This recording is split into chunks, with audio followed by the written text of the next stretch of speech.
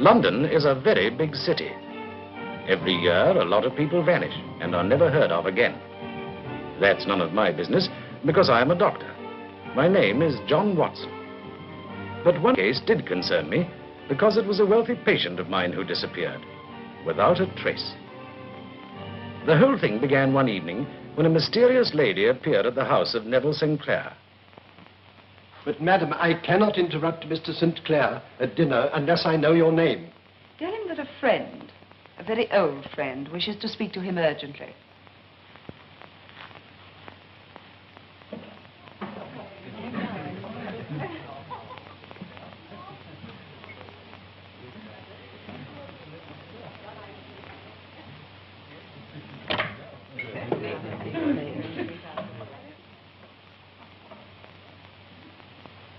You wish to speak to me, madam? Yes, Neville. Doreen, I thought I told you never to come to my house. But Losato has sent for you. Losato? Tell him it's impossible for me to come now. I've done enough already. Besides, I've got guests. How can I possibly leave now? I was told to bring you. You know the consequences if you don't obey Losato's orders. Oh, I say, old chap. Oh, sorry, I didn't mean to intrude. That's quite all right, Dr. Watson. All right. Wait for me in your carriage. I must make my excuses to my guests. I shall be waiting.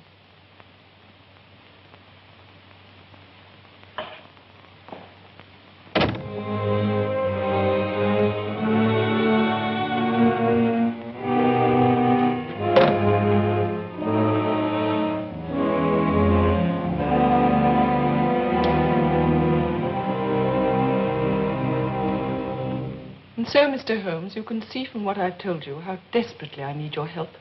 It is now 3 days since my husband disappeared, and I'm beside myself with worry. And you have no knowledge of this strange woman who visited your husband? No, Mr. Holmes. Oh, I saw her for a moment when I barged into the study. She was tall and very beautiful, but not out of the top drawer, you know. It is not my wish to probe into your private affairs or other intimate matters between you and your husband, but unless you are prepared to be perfectly frank on such matters, I can be of no help to you. Mr. Holmes, it's not what you imply. My husband and I are devoted to each other. He wouldn't have an affair with another woman. I did not say that, madam. But, Holmes, what else could you have meant? Mrs. Sinclair, is it not true that your husband has forbidden you to visit him at his office? Is it not true that you know nothing of his business associates, his occupation, or how he spends his time each day in the city? Yes. Yes, Mr. Holmes. I was ashamed to tell you. But how did you know? It was a matter of simple deduction, madam. Surely any woman whose husband has disappeared would go at once to his office and speak to his business associates in an endeavor to learn of his whereabouts. Since you have no such knowledge, it is obvious that you do not know where your husband's office is, nor do you know who his associates are. The only explanation is that your husband not only has failed to tell you of his affairs, but has, moreover, forbidden you to learn of them. Why? I don't know. But, Mr. Holmes, I did go to his office. You did?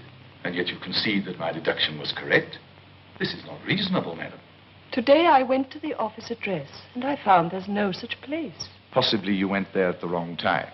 However, I feel that if we go there at once, we may find an answer to the mystery of the office that exists but is not there.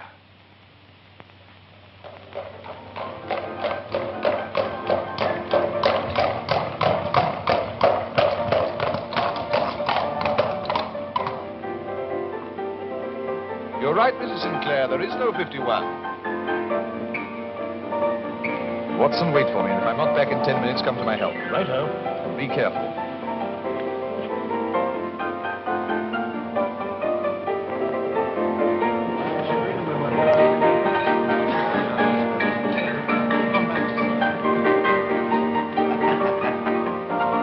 Brandy.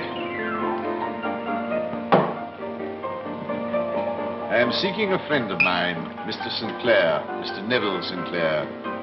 Never heard of him. Or his letters? Look, mister, we don't ask questions here. It ain't healthy.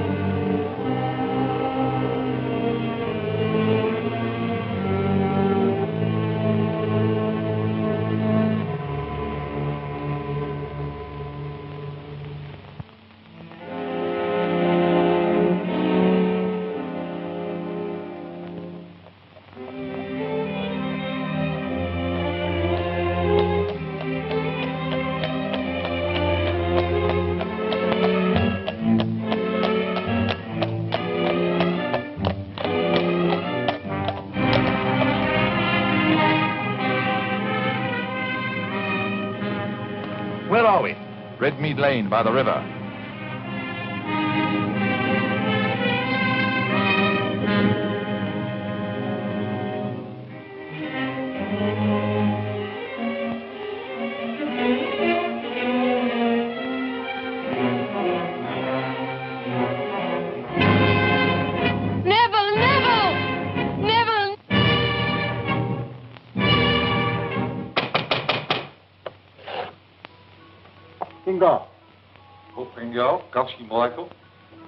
Watson, put Mrs. Sinclair in the cab and tell the cabby to wait.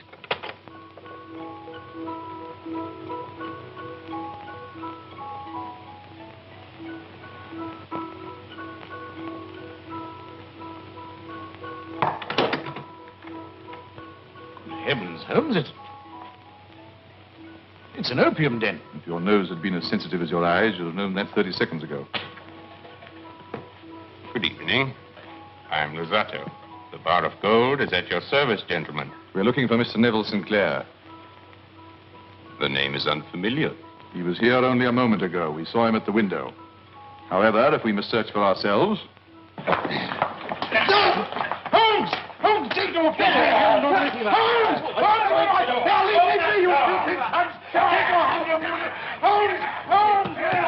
Holmes, take no offense! Holmes! Cabby, the police station, and drive like blazes.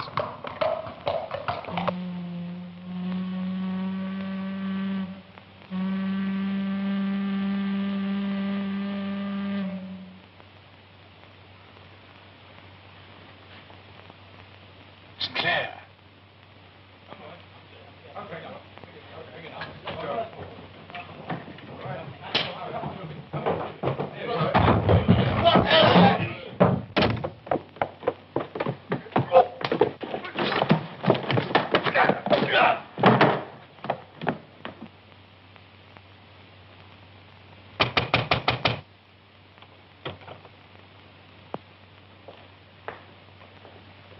Good evening, Inspector. Is this another one of your courtesy visits?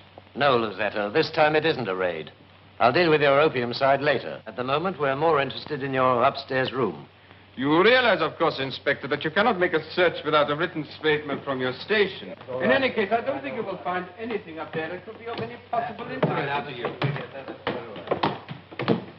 I saw Sinclair, now he's gone. Inspector, I suggest your men search the house. Certainly, Mr. Holmes. I object to this intrusion. All right, I heard you. I warn you, I don't think you quite realize the seriousness of what you're doing. You've been pretty clever up to now, Luzzatto. One of these days you'll go too far. My dear Inspector, I know perfectly well what my position in relation to the law is. You'll observe, Inspector, traces of blood on the windowsill, human blood. There are also several drops on the floor, which would appear to be quite fresh. And these garments are, I'm afraid, clothes belonging to the missing person, which no doubt Mrs. Sinclair will identify. Inspector, would you be kind enough to arrange for one of your men to escort Mrs. Sinclair back home? Certainly, Mr. Holmes. Wilson? Wilson will see you home, Mrs. Sinclair. Easy now. Go on, get in there. Found this man hiding in the attic, Inspector. A more serious matter than opium, Luzzatto? Anything to say? What can I say, gentlemen? I know absolutely nothing at all about this room. It is rented to this man Boone and is very rarely visited by me. And the bloodstains on the windowsill? I cut my hand this morning. When I opened the window, I put it on the catch and it started to bleed again. What about the clothes? I ain't never seen them in my life before, Governor. Never in my life. Do you take us for half-wits? This is your room. These clothes belong to a gentleman who was seen at this window only half an hour ago. I ain't never seen them in my life before. What you looking at me like that for? What are you trying to pin on me? I ain't done nothing. I ain't done nothing wrong. I ain't done nothing wrong. I swear I haven't done nothing at all. Inspector, if a medical examination confirms this man's reopened cut, his story may be true. I should not, however, confine your investigations entirely to him. Quite, Mr. Holmes. Watson, what do you think of this view?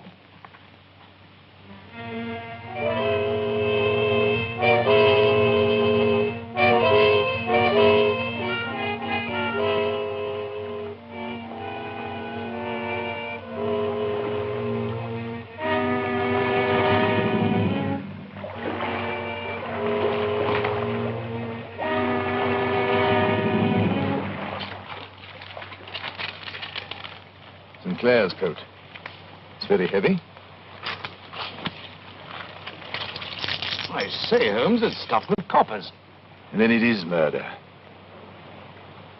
Yes, Watson, imagine what happened.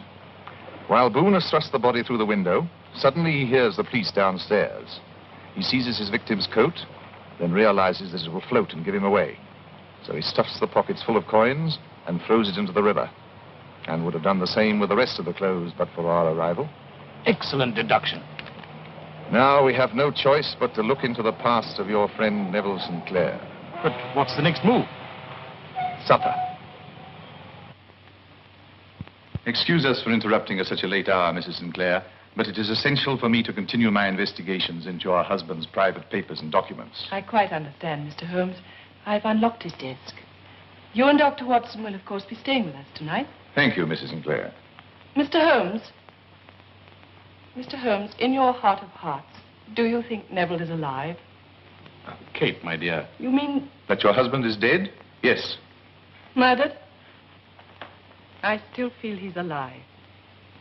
Yes, I know, but Neville and I had a mental affinity, and if he was ever in pain or danger, I would feel it even though away from him. Some weeks ago, he had an accident in the garden, and I knew before he cried out. Even before we were married, if he was ill, I would go to him, knowing full well something had happened. I can quote dozens of occasions when Neville has been sick or hurt or worried. And each time I have known without a word or a message. Why, only 3 days ago, when he cut his hand shaving, I rushed upstairs certain that something was wrong. Do you think after all these examples I could be ignorant of his death? Kate, you're overwrought. You must take a sedative and go to bed. Mr. Holmes, is there any hope? Yes. Yes, perhaps Neville is alive. Good night.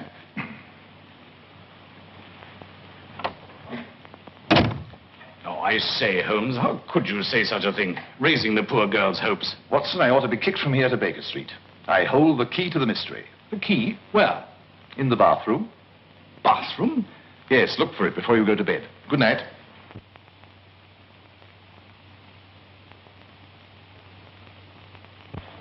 Good morning, Mr. Holmes. Ah, good morning, Inspector. Any developments? No, none. The river police report that no body answering the description of Sinclair has been found for the last 48 hours. Oh, our doctor examined that beggar fellow and found his story true. So as we had no case against him, we've let him go. What? You're one material witness and you've let him go? And why not? He has a street vendor's license for selling matches. He's committed no crime. You're sure his license is up to date? Oh, that hadn't occurred to me. No, it wouldn't. I knew it, Mr. Holmes, I knew it.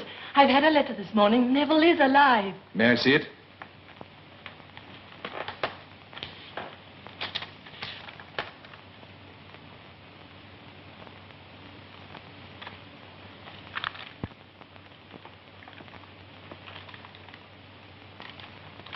Your correspondent, Mrs. Sinclair, is feminine.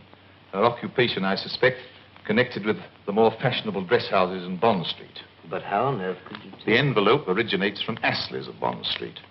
The watermark is quite discernible. The sloping characteristics of the writing, despite the efforts at disguise, clearly indicate the sex, whilst few men liberally perfume themselves with Marcy's Quelquefleur. You will also observe that the back of the letters indicate that they've been cut out of a woman's fashion magazine. Well, that's most extraordinary, Mr. Holmes. On the contrary, my dear fellow, it is precisely what I expected. By the way, Inspector, what is the penalty for burglary? Why, imprisonment, of course. Really? Good day, Inspector.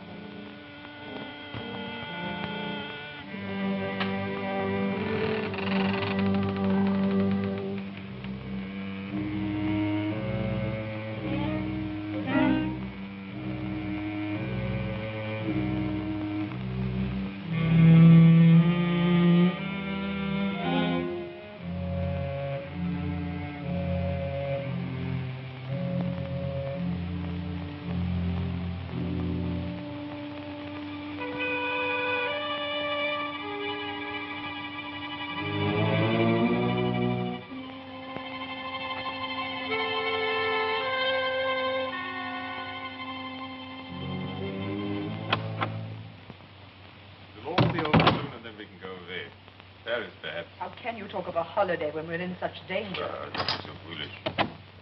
You've gone too far with Sinclair. With Sherlock Holmes investigating, the whole matter is becoming dangerous. And I won't have any further part in it. You're too heavily involved, my dear, to try and withdraw.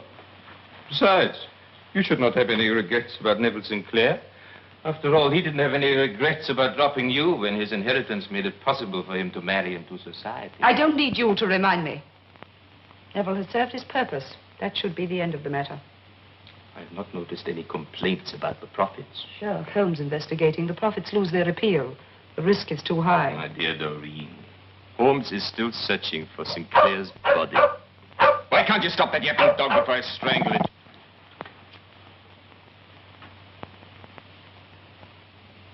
You know, it's time we got rid of Mr. Holmes. I'm very tired. I'll meet you tomorrow. But, my dear... I said I was tired.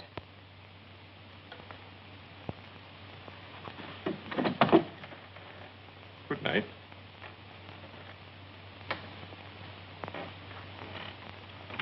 Well?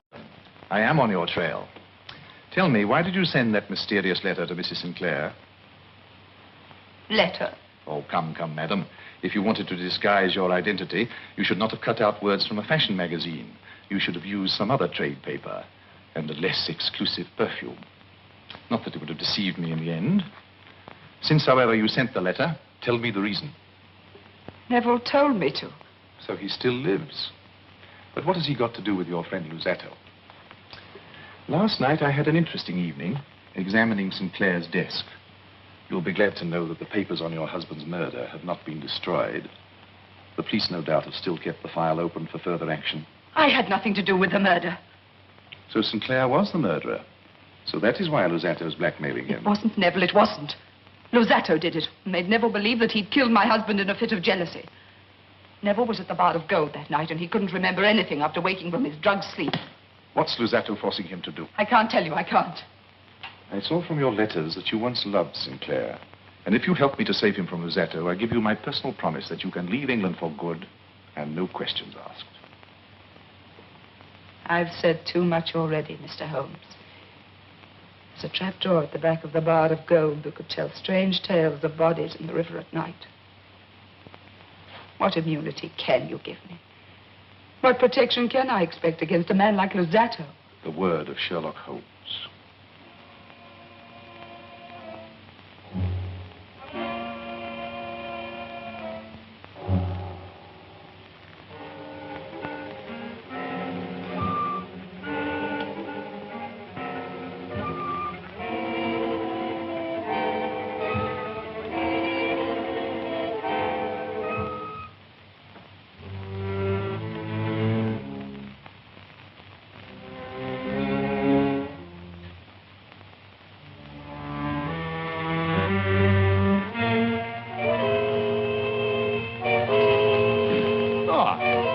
Today, my dear Watson.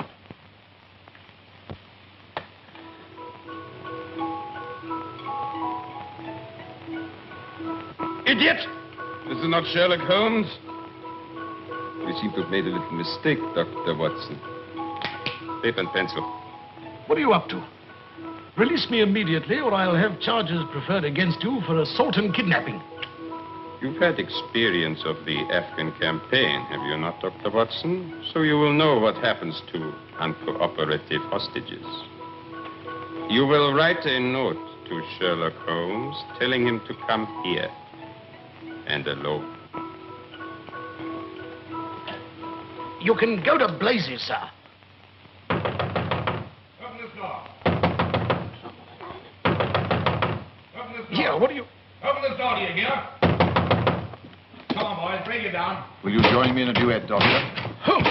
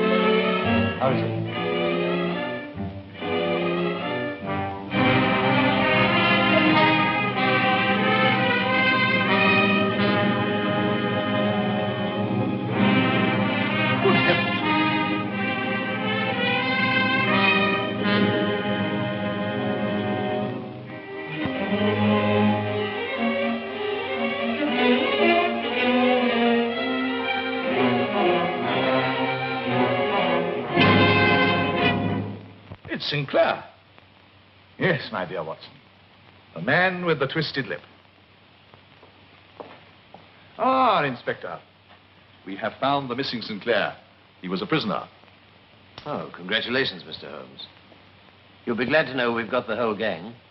Unfortunately, the only person who got away was that peddler, Boone. He won't get very far, though. I've given orders for his immediate arrest.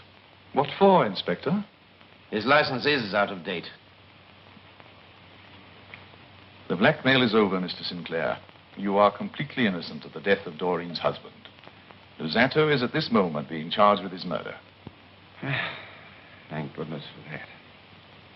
You knew then of their hold over me? Naturally. I know also that they compelled you to act as a dope peddler and used your ability at disguise, knowing that no one would suspect a dirty street beggar. Thank goodness my wife saw me at the window that day, of course. I was confused and frightened. When you came in, I pretended to be dead. The fight downstairs gave me a few minutes' grace, and I became the peddler again. I began to throw my other clothes out of the window. That was how I reopened the cut on my finger. The bathroom, Watson. As soon as Mrs. Sinclair said her husband had cut his hand shaving, I knew I had the key. Mr. Sinclair, the hour is late. Yes. Don't worry that your wife will ask questions. She will keep her promise to me not to. She will be too happy to have you home. Good night, Mr. Sinclair. Good night, Mr. Holmes, and thank you. Good night, Sinclair. Good night, Dr. Watson.